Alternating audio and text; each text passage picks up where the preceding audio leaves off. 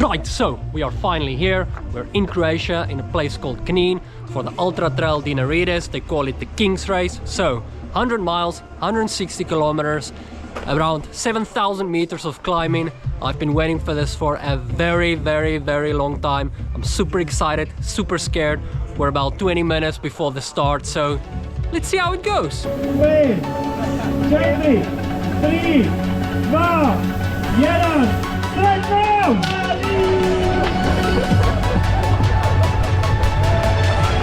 Right, let's do that, baby!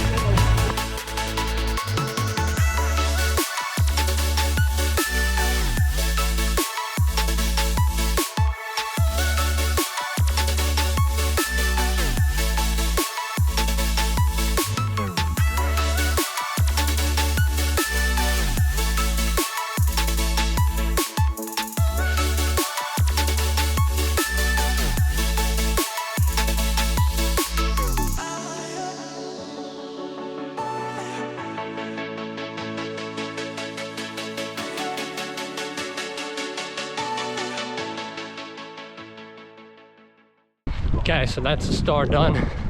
Pretty epic place to start an ultra trail race, right up in that fort, overlooking the mountains and stuff. But it's a 7 p.m. start time, so running through the full night and probably most of next night as well. So let's see how that goes. Right, you can't see anything, but first big climb of the day. It's about 8 kilometers long with about 800 meters of elevation gain. First 15 k's were really flat, really runnable. Running with 3 other guys, really nice, just to not feel so alone and scared. It looks pretty nice on the sides, you just can't see anything. So yeah, all good. Let's smash this climb.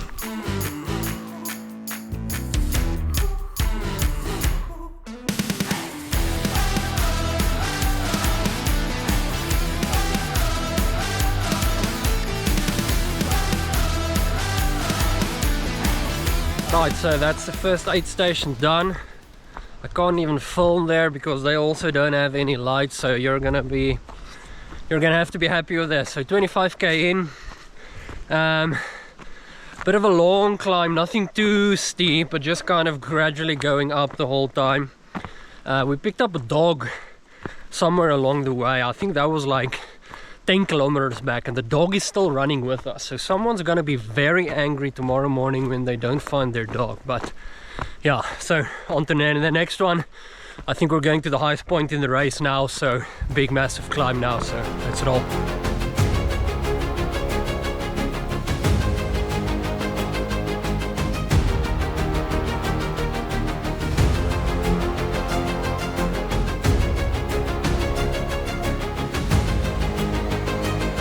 I think it's the highest point in the race. That was an absolutely brutal climb. Just something here at the top, and now we go down. If the downs are like the ups, it's going to be absolutely crazy because it's so rocky and so technical and slippery and feet going everywhere that that's not going to be fun. So let's get down. It's kind of cold. We still have our friend here. Climb that climb like an absolute monster. Roll. Right, finished that section, about 18 k's. I think it actually took me like 4 hours. Went up a monster of a climb, and it's such a stupid downhill just of rocks. Try to help someone out that got lost, helped her out, and then we got lost together like 2 or 3 times. So on we go, just after the next 8 stations. So let's roll. I just want a sandwich. Can't you hear my scream? Right, the sun is just coming up. That last section was very cold. It was really windy, really cold. Forgot my gloves in my drop bag, so I couldn't put on gloves. Was too lazy to take out my jacket, so just had some arm sleeves on, and that's just battled it through to reach the 8th station. Again, really brutal uphill all the way up to the 8th station. At least it was like a little shelter, like a little cottage, so we could be inside it, but they even had a small fire there so it could heat up again. And yeah, now we're moving on. Sun's coming out, so that'll bring some smiles to the faces. Let's hope.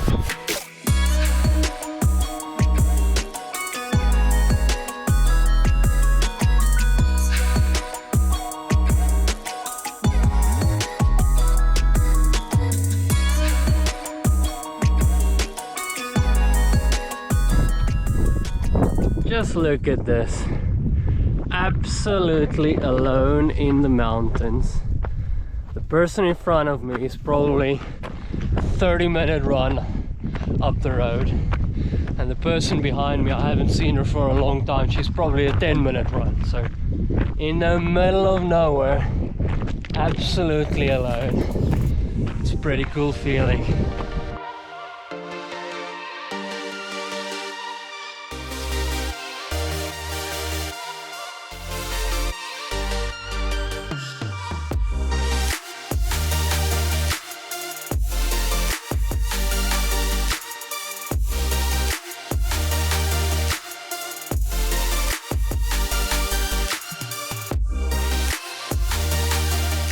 Right, so another aid station done.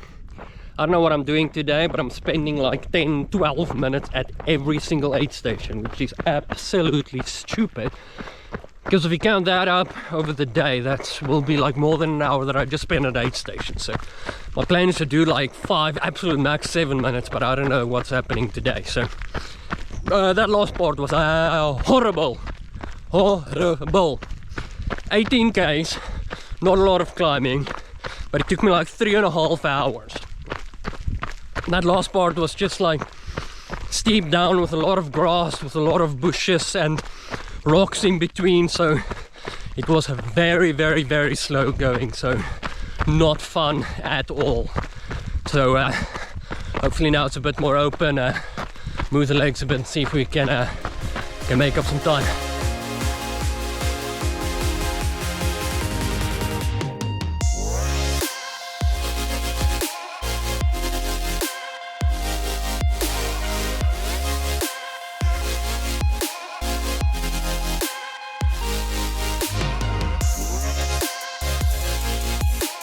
We have been going up a wall for like, I don't know, maybe 1 hour.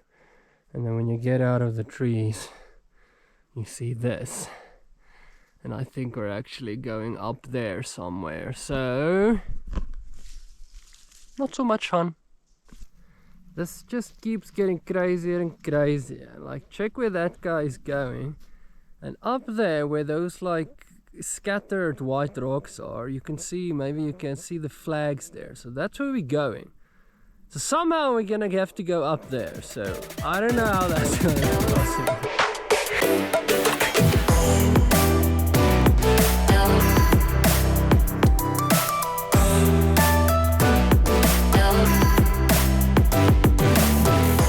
Right, another aid station done.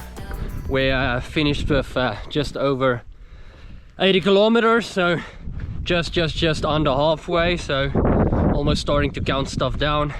That last section was pretty rough. I feel like I'm saying this every single aid station, that the last section was pretty rough, but we went up an absolute wall of a climb. I think I ran 9 kilometers in either 2.5 or 3.5 hours. Either way, that's a little bit crazy. So this next section should be just downhill, no climbing, and then we hit the drop bag. So new socks, new stuff. So I'm looking forward to that. So let's roll.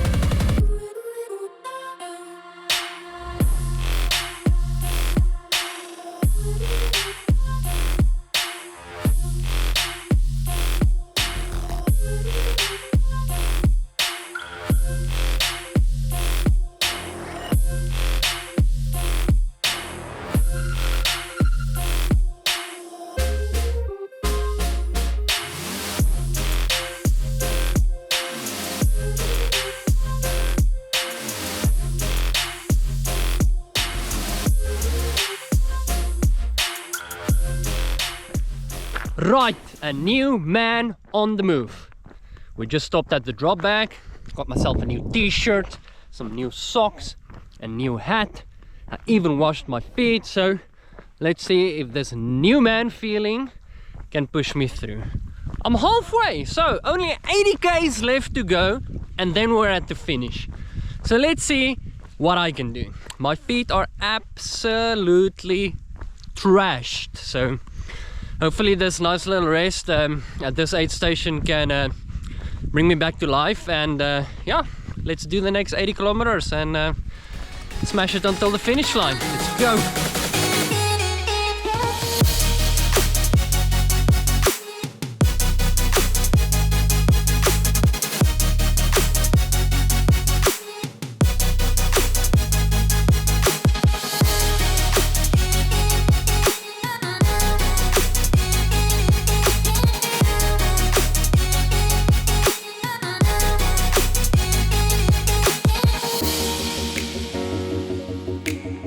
Coming up on 24 hours running will be my personal new record for longest time ever running. Just getting in some last miles before the sun goes down again for the second time. After that drawback, there was like, I don't know, around 15 kilometers of like really nice open roads, flat roads. So I was trying to push it a bit there just to get in the kilometers and get the speed up a little bit. So yeah, probably just, I don't know, 30 minutes left before the sun goes down and I have to get out my headlamp again and we go into the second night. So let's do that.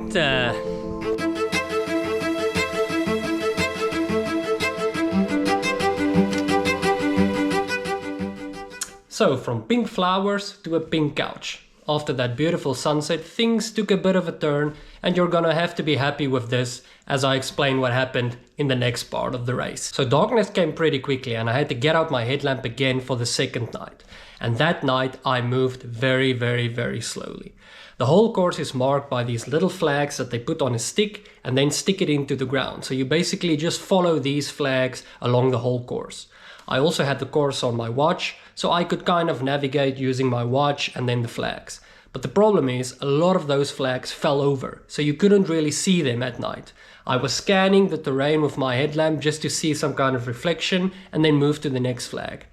But this took a very, very, very long time. I was on my own and it was really hard to find everything and to find the route. So I finally reached the next aid station, had a bit of a rest, filled up all my bottles and then continued again. After the aid station, there was again a massive climb. As I was slowly moving up the climb, I was feeling how I was falling asleep and drifting to the side. This was about at 10, 11 o'clock at night, so I was already moving for a very long time. I realized that I had to do something because I cannot carry on like this. So I just lay down next to the trail with my head against a rock, set an alarm for 10 minutes and immediately fell asleep. After the 10 minutes, I woke up and I could feel better and I could continue. After the hill, we went downhill for a while and that's when someone caught up with me. It was really nice to see someone and just to run with someone. This really increased my energy and I kind of felt more awake again. But immediately after that, the climbing began again. And as you looked up into the mountain, you could see the headlamps of the people that are in front of you. And that really scared me because it was very high and it was very technical. So I knew that I just had to stick with this guy and just be behind him and he would take us wherever we needed to be. You could really see that he's experienced, he knows the mountains and he's done this before. So this helped me out a lot. And looking back at it now, I think I still would have been in those mountains if it wasn't for that guy. So for this next part, you were basically running on the ridge of the mountain. So you were climbing up one part to the top of the hill and then stick on the ridge, then go down a bit and then continue to the next hill up and down on the ridge.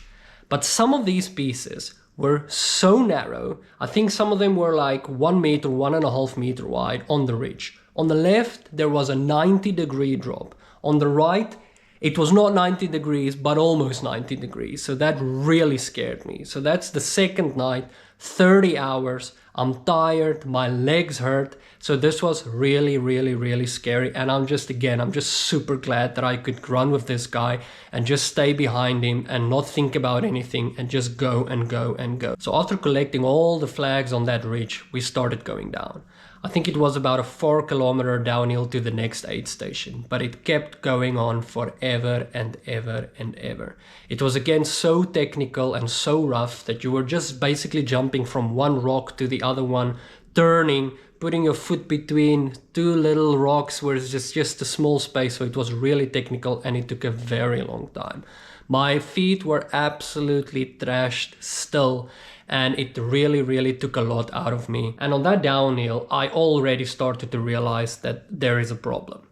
My legs were fine, but my feet were absolutely dead. But the biggest problem was the time. So I went to Croatia with 2 other friends. And our plan was to leave back to Czech Republic that Sunday.